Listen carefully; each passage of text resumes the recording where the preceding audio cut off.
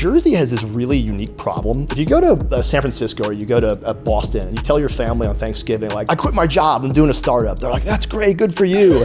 In New Jersey, it's like, what are you, an idiot? Like, so when I launched my startup, VisiCall, this was during my PhD work, it was more an extension of what I was already doing. So my close family was like, oh, that's a great idea, keep doing what you're doing. But outside of that close circle of like 3-4 people, everyone thinks you're an idiot. You can work 100 hours a week and be a billionaire. Like, I truly believe that. But like, you're gonna be a terrible father, terrible parent, and bad at all the other stuff in your life. With the startup, I worked 16 hours a day, every day, 7 days a week for 5+ years during my PhD, during the startup, because like that was my playbook. And that was what led me to write the book 1% Dad, because like I focused so much of that dimension of my life that was terrible in every other dimension of my life. All of a sudden I'm in the cafeteria and I get a call from a North Dakota area code. So I look at it, I'm like, I don't know anybody in North Dakota, like, don't pick it up. And I was like, maybe it's somebody cool. So like I call back and I'm like, hey, who is this? And it's like, this is Dr. Emily Schaller from NASA. Do you want to come work with us this summer? Where I worked was the Drive-in Flight Research Center in the middle of the desert. And in where I'd go to work every day was a giant hangar. In the hangar was a 747 they cut in half, put a telescope in. There were like boxes in the corner that said like, space debris or like comet dust. Welcome to the HasMedia Podcast, the #1 marketing podcast in the world. Today we have a special guest, Michael Johnson, PhD. President of New Jersey Innovative Institute, founder of VisiCall, recently sold, and author of the 1% Dad. Thank you for joining us today. Well, thank you for having me. I'm looking forward to it. Of course. So let's go back. Let's get into it. So you're currently a professor, or were a professor, or how did you get into NJII? That's a good question. So back in 2021, I sold my business, which is called VisiCall. It was a biotech startup that I launched out of my PhD work at Rutgers University. So by background, I'm a scientist. I've always loved science, blowing things up, building things. So I started a biotech company. I sold it. And then after I sold it, I stayed with the acquirer for about 2.5 years. We had an earn-out agreement, which is, when you stay with a business after you sell it, there's some financial money they hold behind. And then after some period of time, if you hit certain goals, you get that. So when that period ended, I was starting to look for jobs and new opportunities and new things to jump into. And the exact day it ended, NJIT, New Jersey Institute of Technology, reached out to me and said, hey, we have this role as the president of NJI. Would you want to jump into it? And I said, sure, sounds great. And so it was right place, right time. The organization is designed to solve a very fundamental problem that we have in this country, which is we have lots of really smart people in academia, and that's where most of our innovations come from. So we have really smart people working in a lab for 10 or 20 years, and they invent something that's transformative. But those same scientists, those PhDs, they are not designed to commercialize IP. It's just not what they're passionate about. It's not what they want to do. They don't want to be CEOs or CTOs. They want to invent the thing, but those things often get stuck. So in this country, we have huge amounts of intellectual property that's stuck in universities that can't get out into the outside world. And so the New Jersey Innovation Institute was designed to solve that problem, to try and help researchers get their technologies, turn them into companies, license them, and get them out into the outside world, but also to partner with industry. So if you go and email any university professor right now, the probability of getting a response back is like 0. They just don't respond. There's a lot of bureaucracy. It's just not what they do. They're not consultants. Right. They're not working with the public a lot. So our mission, one of our mandates, is to be that conduit between that faculty and the outside world and actually create partnerships with the university and outside organizations. We have roughly 90 employees within NJI that are focused on exactly that, partnering with the outside world and leveraging all of the resources of NJIT, which is the state's polytechnic university. So answer your question in a long about ways, right place, the right time, but I'm very passionate about getting intellectual property out of universities and bringing it out into the outside world. That's really cool. What type of innovations are they working on? Because that sounds super interesting. Yeah, especially because there's a lot that you're saying that are stuck in, I guess, the process of getting it actually out there and commercializing it. Yep. Yeah, every day our team is talking to faculty within NJIT, also other universities as well, Princeton and Rutgers and Rowan within the state. And we're trying to understand what ideas they have. It's not just patents, it's also they have an idea about some business process or some trade secret or something that's really unique and novel. And so we meet with them constantly. We're trying to understand what those ideas are. Some of them are not able to be commercialized. So if you think about this microphone or a TV, they have thousands of patents in those devices. And so one single patent really isn't worth that much. And as an engineering school at NJIT, there's a lot of stuff which is great and it's really improving upon the current standard, but you can't make a lot of money on it. So we're looking for things that are novel, but also we can commercialize and turn into real businesses.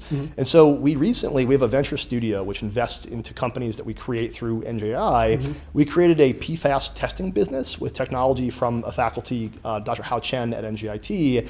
And PFAS are these forever chemicals. They're on your cookware, they're in your pipes, they're all over the place, and you don't want them. They cause cancer, they're carcinogens, but they're everywhere. And they're all in the news right now because people have finally realized they're a problem.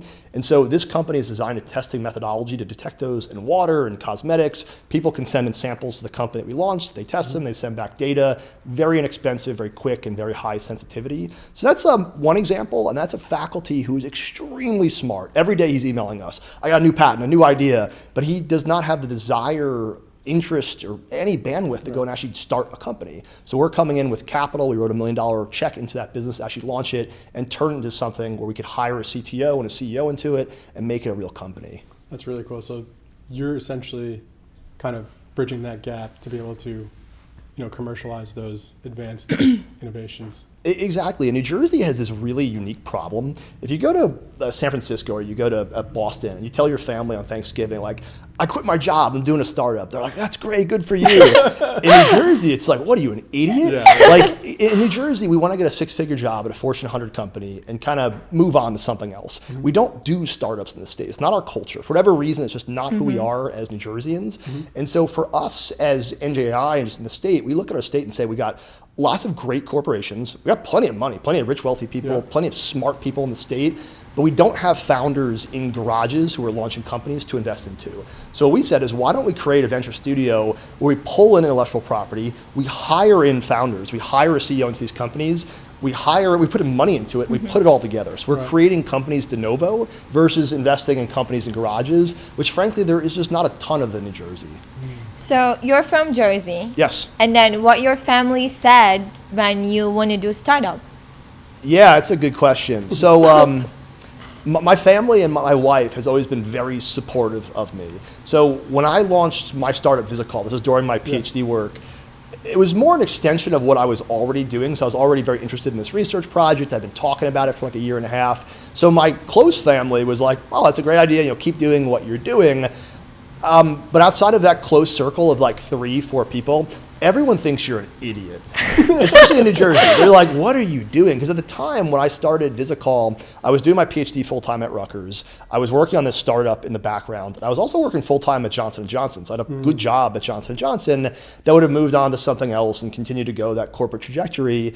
And so people looked at me like, what the hell is wrong with you? Like, why are you doing this? Like, how cute, you're the CEO of a 2-person company, or like, you're gonna fail and come crawling right back to where you were before. So I would say outside of like very few number of people, when you do this, people think you're insane. And I think it's a reflection more of them than it is on you, because they see you doing something bold and they're like, well, he's just an idiot, because they want to say, well, why am I not doing something bold? Right. It's not because it's a problem with me, it's because just Michael's dumb. And so you get that for a long period of time, but then eventually there's an inflection point where it's like, wow, this thing actually did work out, and I was right and everyone else was wrong. Yeah. But in between, you're always asking yourself that question of like, am I really dumb? Yeah. Like it eats at you, it really does. So do you think you need to be a certain type of person to be able to take that type of risk? We always debate this at work. Can you teach entrepreneurship, or are you born an entrepreneur? And I don't think it's binary, it's one or the other, but I do think there is an innate characteristic that makes you an entrepreneur. For me, the story I always tell is like when I was in kindergarten, it was like the first week of kindergarten, they give you a piece of paper and they say like, you got this marker, this crayon, this pair of scissors, do step 1, step 2, step 3, step 4, and like on this piece of paper. And they have those dividers so you can't like cheat off of somebody else. And at the very end of this like long list of instructions, the teacher says, hey, hold up your piece of paper. And Mrs. Matisak tells me that, and I pick up my piece of paper, as does everyone else. Mine is the only one that looks nothing like everyone else. So I've had this like whole lifelong pursuit of like not following directions. Yeah. And I think you see that in entrepreneurs. They are very risk tolerant in ways that other people just aren't. They don't follow directions. Like there's an archetype, but I think there are people who work corporate jobs for 20 years and decide one day, screw this, I'm done. And now they're an entrepreneur. But whether or not you're born to be one, I think there are definitely people that are more likely than others, for sure. Yeah. So tell us a little bit more about VisiCall. I think you previously sold it not too long ago, Yep. right? Yeah, this was...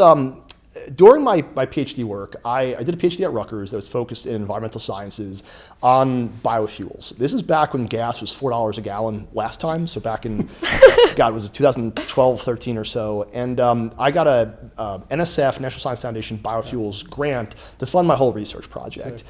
The cool thing about that was it was paid to me, and it allowed me to do a whole bunch of research, and effectively it allowed me to be my own boss during my PhD. So I was able to do side projects and side quests and all this kind of stuff. And one side project I was doing was I was trying to send algae onto the International Space Station. And the whole idea was like, if we could send it to space, can we see what happens in zero gravity? Can we modify these algae to produce more biodiesel? And this is before SpaceX and all that. So it was a bigger deal sending stuff into space.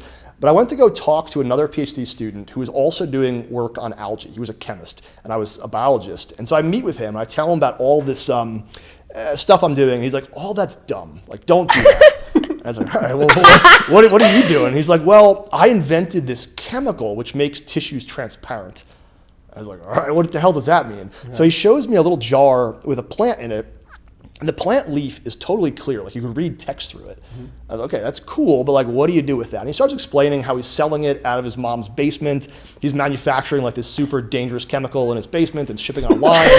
And why he invented it was because if you put a tissue on a microscope slide, if it's opaque, you can't see through it, you can't image it. Right. And the chemical they had used to do this for like 100 years is called chlorohydrate. This is a date rape drug. This is like when you slip somebody a Mickey, it's chlorohydrate. So on college campuses, Rutgers or wherever, you would hand this reagent to kids, to grad students, and make them sign a DEA waiver, like, don't take this. And he thought, like, well, that's a terrible idea. Like, how dumb is this? So why don't I invent a chemical that does the same thing but isn't a regulated narcotic? Right. So he invents this chemical. He starts selling it for that application. And so I thought it was like super cool. So we start working together on this as like a side research project. We're selling it online, totally not following like any OSHA or safety guidance whatsoever, shipping all over the place. We had like commandeered like a corner closet at Rutgers that we just like took and made our world headquarters. So funny. And so we were doing that. And what we quickly realized was where this fit in was that if a patient goes and they get a biopsy, they're pulling out a piece of tissue, and traditionally for like 100 years, you cut that into slices, you put it on microscope slides, and you look at it. But if you imagine like cancer, which is really heterogeneous and complex, if I take the wrong slice, like paper thin slice of a tissue, I might tell somebody they don't have cancer when in fact they do, or I might tell them that they don't have this biomarker, so they shouldn't get this drug when in fact they should. And so what he had invented was a way to make tissues clear so we could actually image the entire tissue in 3 dimensions. Wow. And so when we figured that out, like this was the killer application of this technology he invented originally for plants, then it turned into this massive opportunity where we can now help pharma companies answer questions they couldn't otherwise answer. We could tell them how their drugs are performing, are they safe, do they actually work, where do they go? And so once we figured that out, we realized, okay, we really have a real company here. And so during our PhD work, we launched Visicol Inc. as a for-profit company. And the whole idea initially was we're going to sell reagents and kits to researchers. And once we get some traction, we're going to start doing services. And we got a bunch of traction. We published hundreds and hundreds of papers with different academics who were using our technology. And then all the big pharma started knocking down our door and saying, we love your technology, let's work with you guys. And what they would do is they'd send us tissues, they'd send us compounds, antibodies, and we'd run full end-to-end research projects for them as a contract research lab, answering super complex questions. And so as like 26 and 27-year-olds, we picked up all 20 of the top 20 pharma companies as clients. And this was doing like their most cutting edge research, like things that are like 10 or 15 years from market, helping them figure out like, should we go forward with drug A or drug B? Should we kill this program, which we spent $100 million on, or go forward with this one? Wow. And so that was the work that we were doing. Built that up from 2 of us in a closet at Rutgers to about 40, 45 people. Yeah. And then we sold it in 2021 to a publicly traded Swedish company called Bico. Sick. And so I lived the whole journey of start to finish. So how did you, from that starting point, once I guess it's chemical, right? Like it started taking off, how did you start to, I guess, grow that clientele?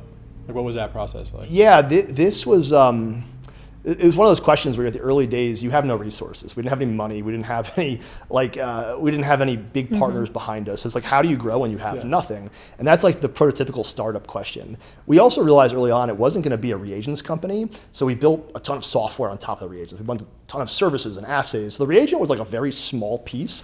It was all the other stuff we built around it.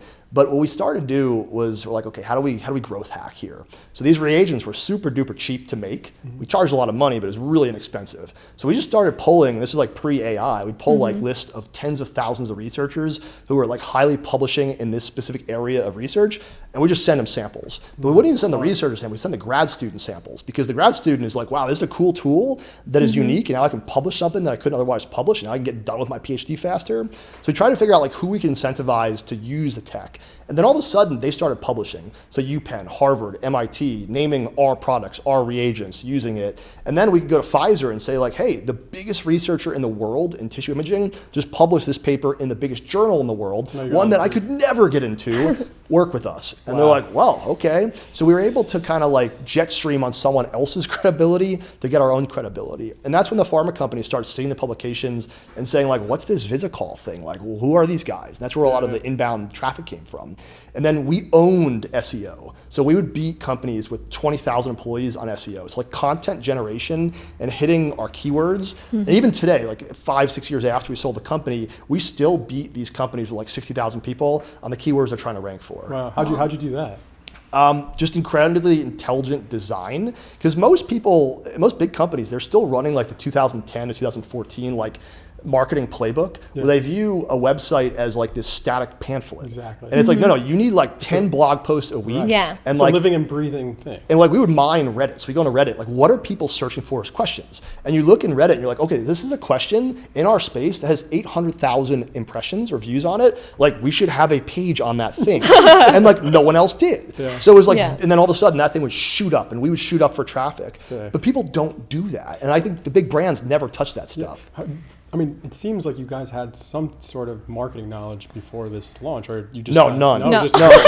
I had never taken a business or marketing class or anything. It was more, we saw it as like, we're scientists, let's apply science to this. So it's like, okay, how do you get on SEO? All right, well, you have to have relevant keywords. Like, okay, what are they? It's like, well, where do you find them? It's like, okay, go to Reddit. And like, so just like taking a really unbiased approach where what everyone else was doing, like we'll hire a marketing agency to figure it out. And they're going to pump a ton of dollars into buying clicks for things that no one cares about. So we just took a totally different tack to it. I think this is like a STEM researcher like aspect, how you looked at them. But like did you sleep at night? In that time, like, how was this story? Like, how did you do everything in the same time? Like, how did you, like, find a balance of your life? Like, you have, like, I think, girlfriend at the same time. You were in PhD. You were working, like, Johnson & Johnson full-time. So how was it? That's a really good question. So it's a little bit of a longer story. So when I was in, like, middle school, I was a nerd. I was like captain of the robotics team. I was captain of the rocketry and robots. And I was doing all this like super nerdy stuff. And I realized that like I wanted to have human connection and friends and not be such a loser. So like going from middle school to high school is like that time you reinvent yourself. So I started thinking about like, well, who's cool and who's popular and who's like really connected to other people and who has like good friendships. And I was looking at like, I was talking to my brother who was a couple years older in high school, and I'm like, Dan, like who's popular? And he's like, well, Ryan like is in drama and he sings and he dances. I'm like, well, I can't do any of that. And then he's like, well, this guy, he plays baseball and he's throwing 100 miles per hour. And I'm like, dude, I can't throw anything. Like that's not gonna work. And then he starts telling me this guy who plays football. And he's like, oh, well, Mike's been playing football since 3rd grade. I'm like, oh, I can't do that either. Like, what the hell am I going to do? And he's like, well, Eric just started playing football in high school. And I'm like, is Eric any good? He's like, yeah, he's great. He's like captain of the team. And I'm like, well, how the heck did he do that? And he's like, he just works like really hard.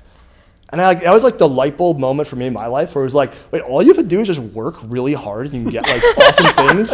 And I like been an okay student, but like that was the moment I was like, all right, I'm just gonna do that. So I'm just gonna like copy this playbook from this guy, Eric, and I'm just gonna work out really hard. I'd never played football. I didn't know the difference between like offense and defense, but I signed up for football going into freshman year and I was absolutely terrible. But then I kept working. Like I haven't missed a workout in the gym in 23 years, ever. 6 days a week, never missed one, because I got so committed to it. I'm like, this is the thing that's gonna get me there. So I did it, and I started getting better and better and better. And then going into my senior year of high school, I was really good.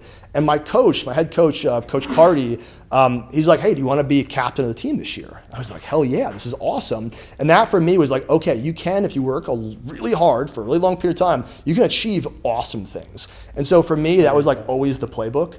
But like with the startup, I worked, like 16 hours a day, every day, 7 days a week for 5+ years during my PhD, during the startup, because like that was my playbook.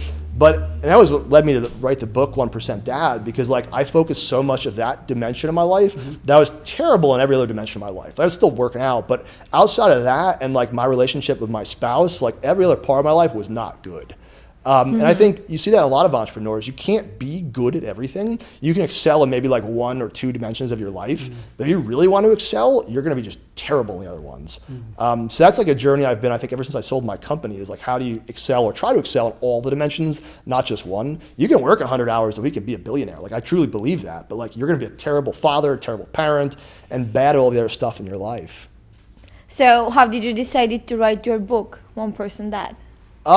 Well, when I had my son, this is before we sold the company, and this is one of the reasons that led me to sell the company. Was I realized like I don't want to keep doing this forever. Like I do enjoy working, I enjoyed the stuff I was doing, but I couldn't keep working 16 hours a day for years on end. I physically could, but I knew it wasn't the best interest of my family, it wasn't the best interest of my spouse, it wasn't fair.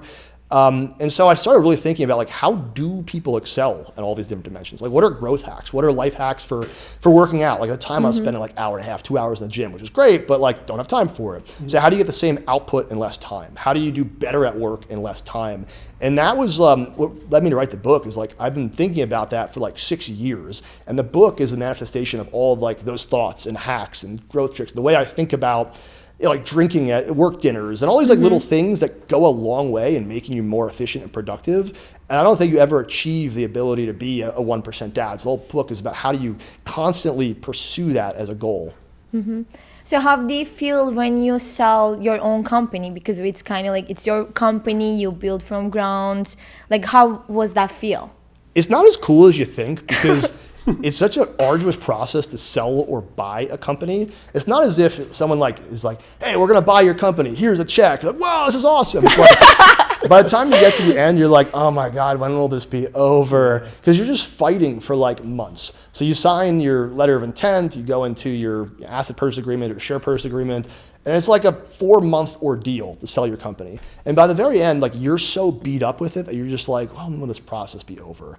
And just like wire me the money, this is terrible. Yeah. So like, not to say it's awful, but like it isn't as cool as you think. I always thought you had this big check that's like 5 feet wide and you go cash in. It's not like that.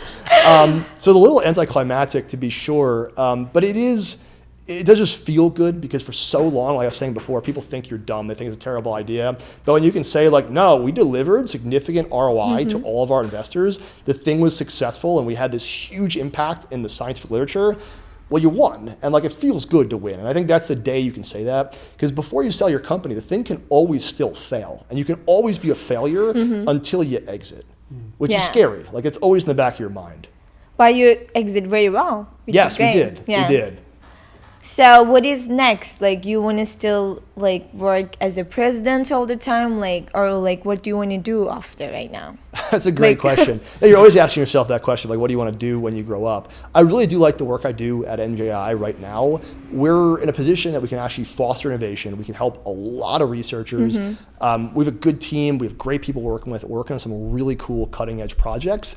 But I would say as far as like planning where you're going, something I've noticed in my life is very long tail. Like I can never predict where I'm going. And I think for most people, if you like ask Claude or any AI model, like what should I do next? It'll give you like pretty good advice, because you're pretty close to the norm. I find for me, like where I'm going and what happens and what things I get involved with is like impossible to predict. Like I'll meet somebody for dinner and they'll say something, I'm like, oh my God, that's a cool thing, let me jump into that. But it's not as if it's very plannable. I think for me, one of the things I focus on is how many people can I interact with, how can I build my network, how can I be surrounded by people who are much more successful than me, and doing that puts you in a position where you can go after cool things, but exactly what they are, I think is very difficult to define. I would like to, but it's difficult to define. My wife always jokes like, you never know where you're going, and like you don't. Like when I got into science, I was coming out of my undergrad, and I thought I'd be like a teacher, because my dad was a teacher. I didn't really know what I wanted to do with my life. And I did secondary education certification with my bio pre-med degree undergrad. And going into my senior year graduation, I didn't have a job doing anything. I thought I'd go do teaching, right? Like, and all of a sudden I'm in the cafeteria and I get a call from a North Dakota area code, and I had like a flip phone. So I look at it, I'm like, I don't know anybody in North Dakota. Like, don't pick it up. And I was like, maybe it's somebody cool. So like I call back and I'm like, hey, who is this? And it's like, this is Dr. Emily Schaller from NASA. Do you want to come work with us this summer? And I like totally forgotten I had applied for a job at NASA. And so I worked there. But like that's a call that changed my life because it led me to realize that I love science. And like science was a career. I never even assumed that it was, but it made sense in retrospect that that's what I should do. But at the time I had no idea. So I don't know, I've been really bad at predicting like where things will actually go. So how about working with NASA? Oh, it's cool. I mean, it's like the coolest place to work because everyone there is there for the same reason, which is they truly love science. Where I worked was the Dryden Flight Research Center in the middle of the desert. And in where I'd go to work every day was a giant hangar. In the hangar was a 747 that cut in half, put a telescope in. There was the U-2 spy plane that was converted into E-2s for doing different types of electronic work, very high altitude flying.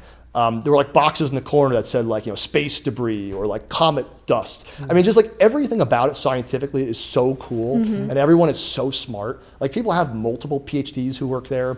So working there was just awesome. And that working there is what led me to realize like I want to be a scientist and go do a PhD.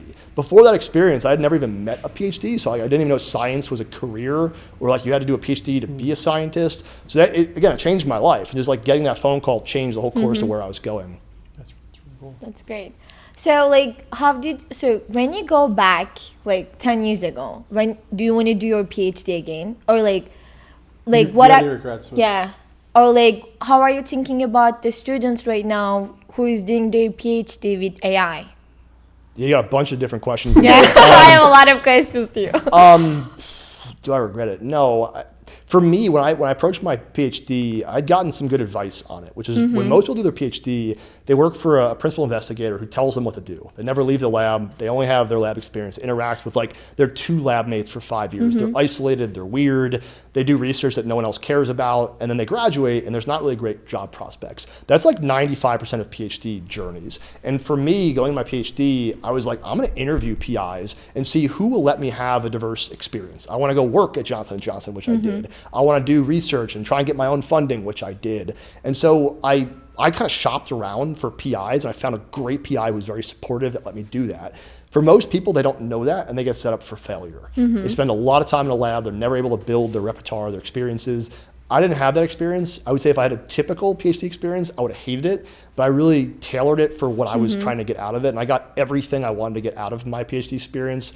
My PI was awesome. I got better at writing, better at reading, better at public speaking, every skill I was looking for, and just science too. I picked up. And I met some awesome people. I met my co-founder. So for me, it was great, but I would say your second question on AI and education is even more difficult to answer. Yeah. Because we're calling a question now, like, what is it to even be educated? Yeah. And in my position at New Jersey Innovation Institute, when you look at New Jersey as a state, for example, what we tout is that we're number 1 in educated people per square area. We have a lot of smart people, a lot of well-paid people. We're number 50 for blue-collar jobs. So if you look at New Jersey from an AI perspective, we're the most vulnerable state in the entire country to AI. Because the jobs that we have are the things specifically that AI is attacking and going after. And so for a lot of majors today, the question is like, should they still even exist? And I think a lot of people haven't actually like played with Claude or tools. They don't really know what they're capable of.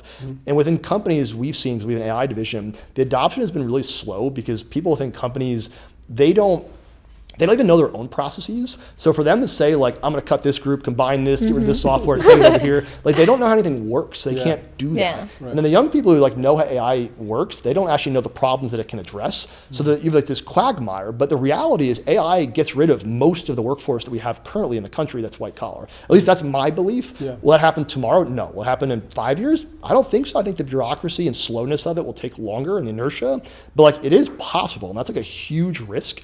So when I think about my kids, I'm like, where should they work? It's like, they gotta touch stuff. So it's engineering, it's healthcare, it's the physical world. The world of bits is scary because 2 years ago, if you were a Python expert, you're making $200K a year. Now you're making nothing.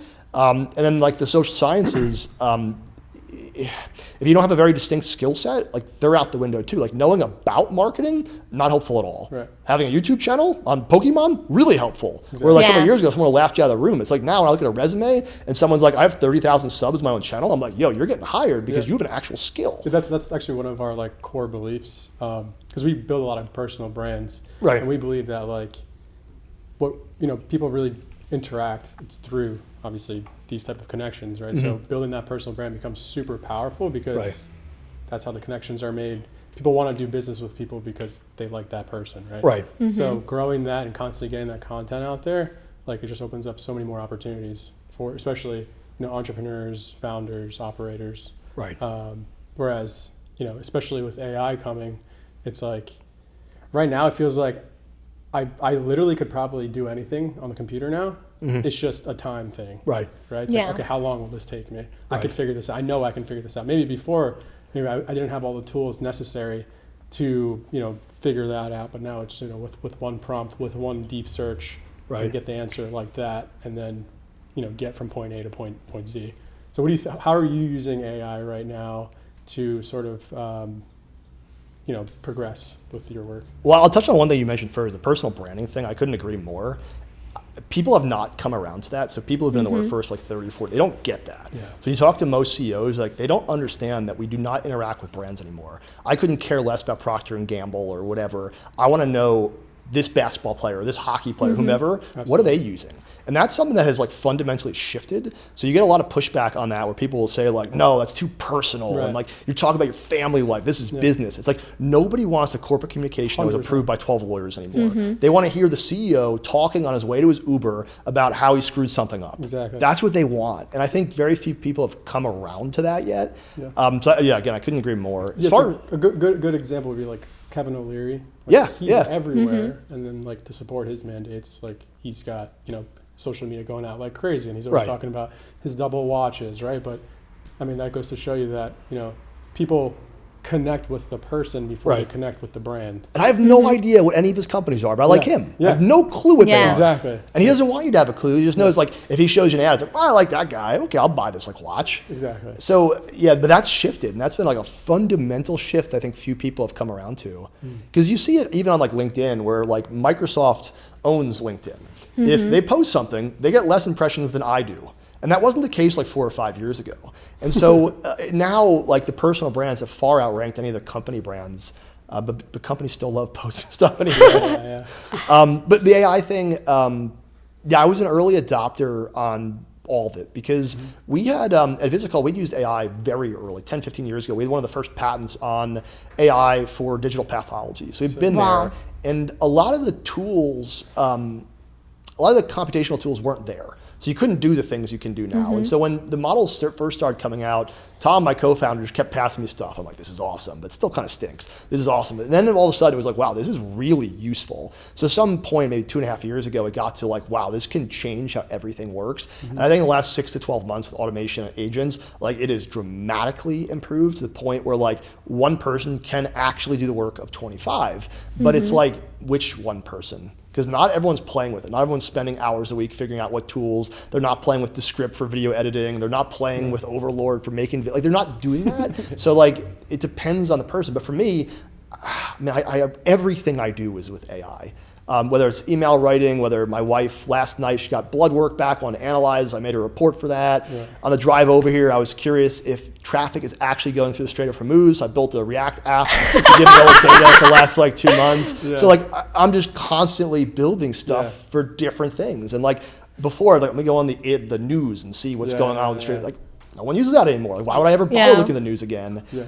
So I literally use it for everything. It's just the access to information is instant now. And I think that's like just so cool. It's like, well, I don't want to listen to this earnings report from this company. Tell me what happened. I'm specifically interested in this. And I'm talking while I'm like on a run. And boom, I get it. It's like fantastic. Yeah, absolutely. We also like, for a lot of the, for the meetings that we have, podcasts, posts that we try to record everything and transcribe it because that way it's just, you're just, feeding your personal AI as much context as possible, and it becomes so much more powerful when we started doing that, especially growing the business.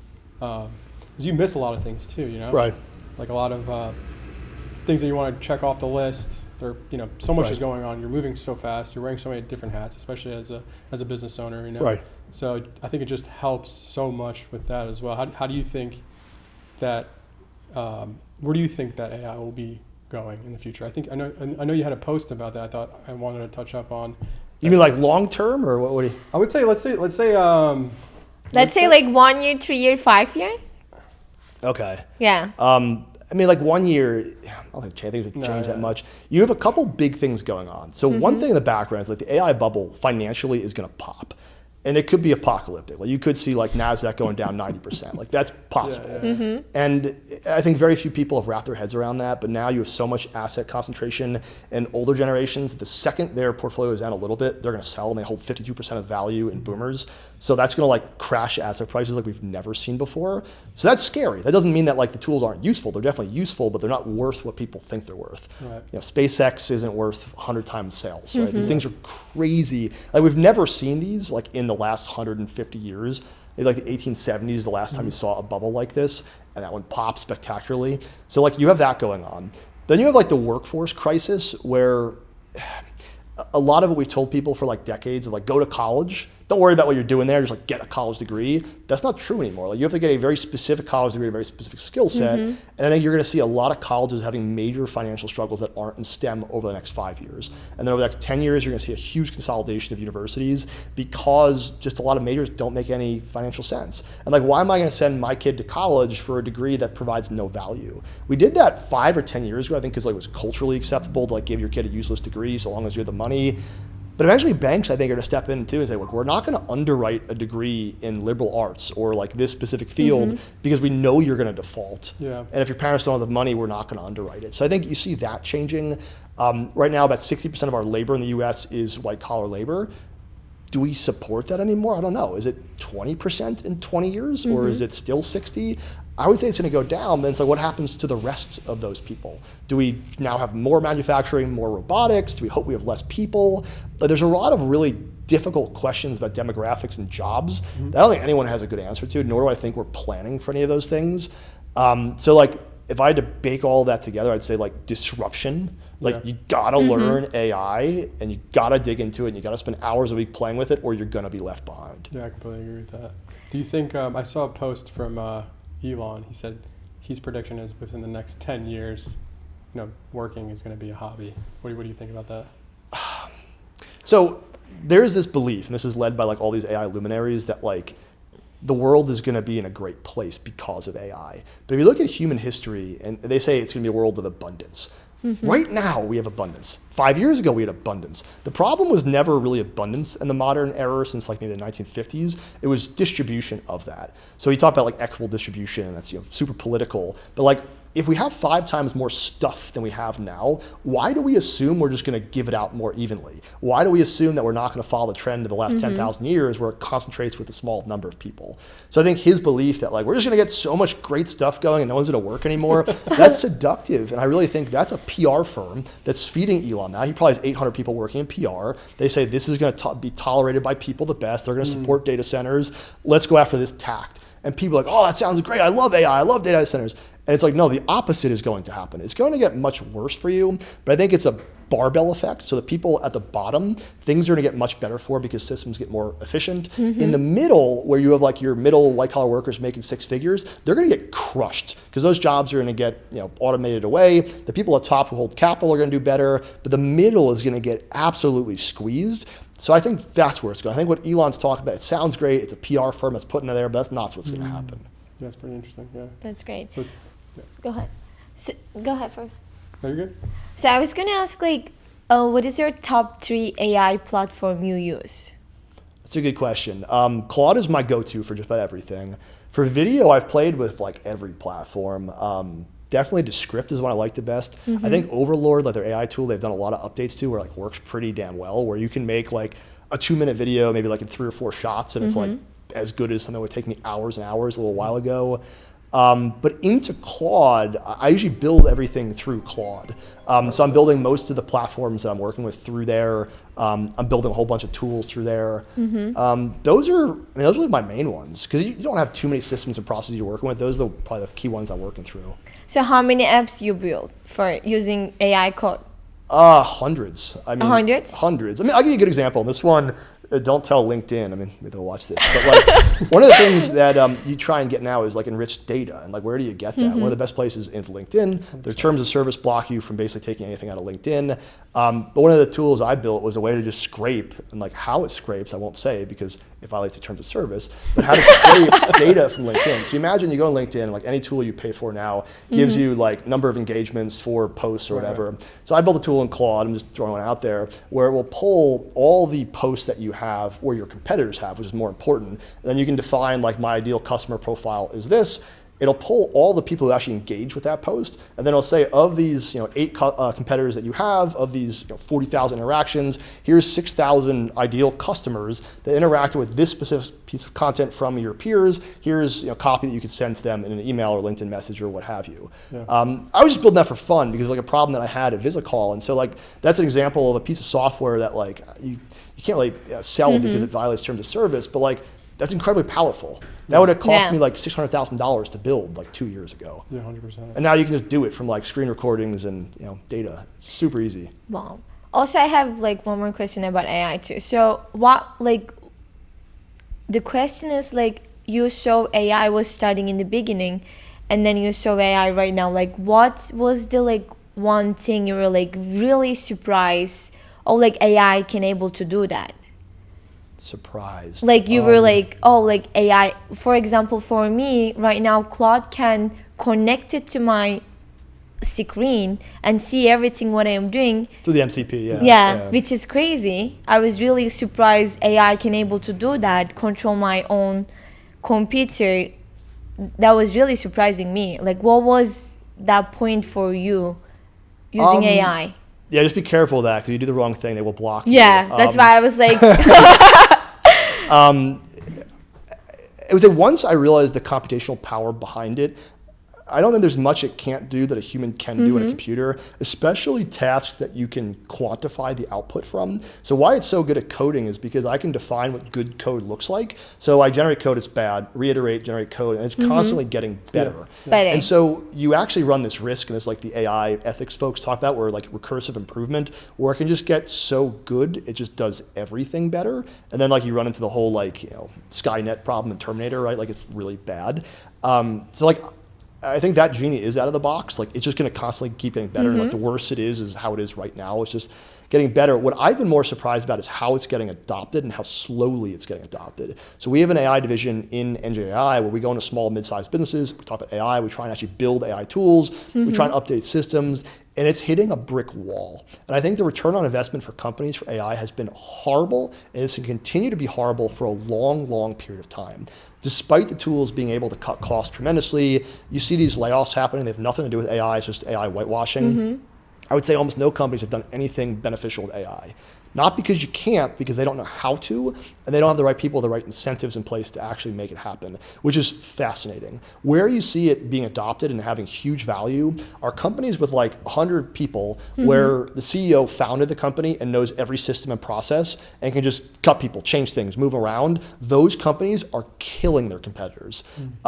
But the company where the person doesn't quite know all the systems, the CEO, like if I go in there and say, hey, you can cut your marketing team of 100 people down to 3 people that are 20 years old, get rid of everybody else and go to these tools.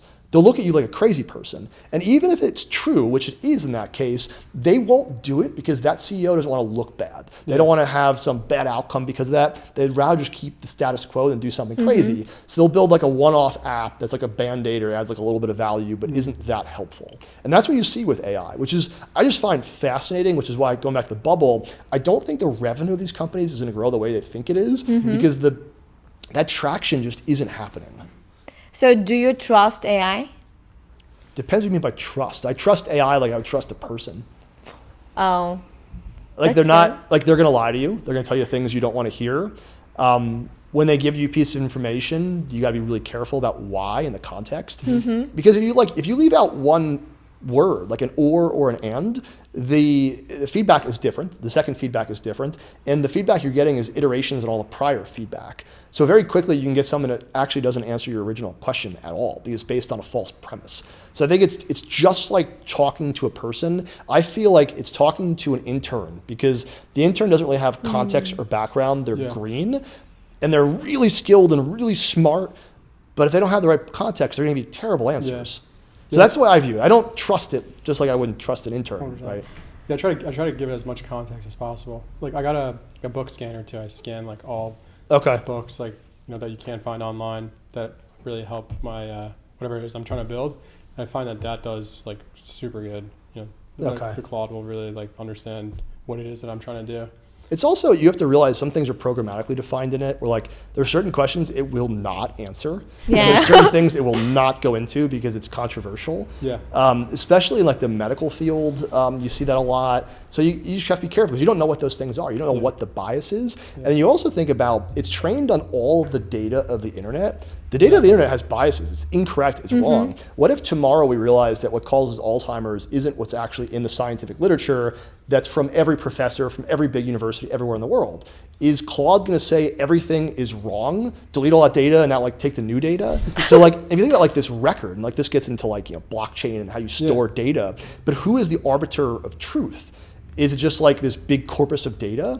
Because like you go back to even like the whole COVID vaccine thing. What if one paper came out that said everyone's wrong? What would the AI have done? Who decides? And that's like a really difficult question that I don't think anyone's figured out yet. That's a tough one for sure. Did you get a chance to use Fable 5? I didn't, no. I don't think I have any application which would actually be useful for it. But no, I did not. It was like, I was able to use it for a couple days. Okay. But it was just so much faster. Like so much way faster. Probably 80% faster, maybe. It's faster, but then you're just burning through your tokens like crazy. Yeah, but you can get to that point so much quicker. Yeah. Yeah, so it's like once that kind of stopped and that turned off, it's like, oh, I'm moving and like so slow now. But it's still like such an amazing software, But I think you're going to see that happen with the pricing, where they're going to have to increase pricing at some point in time, because like the chips are getting better. So you're having this more efficient process over time. But at the same time, you're starting to use more tokens over time too.